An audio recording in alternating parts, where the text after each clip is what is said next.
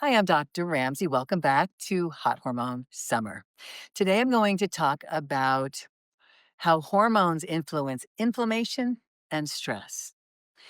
So, what's very well demonstrated in the literature is as we lose hormones, one at a time, inflammation goes up higher and higher. For example, in menopause, the first hormone that we lose is progesterone. When we lose progesterone, inflammation starts to go up in our body.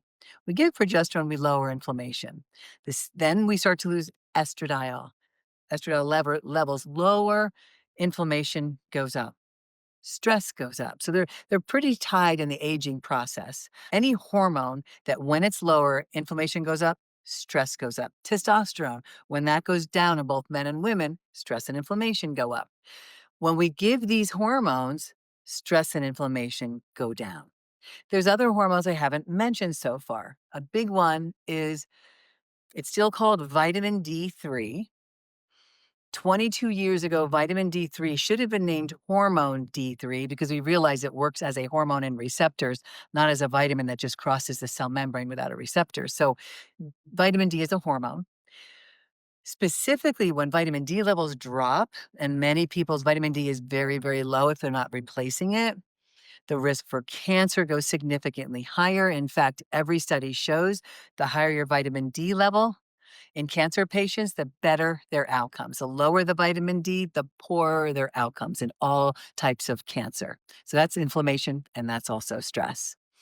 Thyroid, when thyroid hormone levels are low, and my low is going to be defined differently than conventional medical doctors. My patients come in with normal thyroid levels. They are not optimal. Like we always speak optimal in our practice. When thyroid hormones are low, the stress and inflammation that we can see, and these are symptoms that go away with optimal thyroid, is pain. That's inflammation.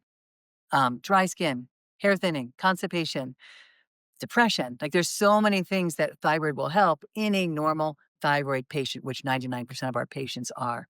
So when our hormone levels drop across the board, inflammation and stress go up. When we replace these hormones across the board, inflammation and stress go down. If you like this topic and you want more on how hormones affect our health or impact our health, please sign the link below and you'll get exclusive updates about my book coming out this summer called Hormones 101 Treatments Your Doctor Wasn't Trained to Provide.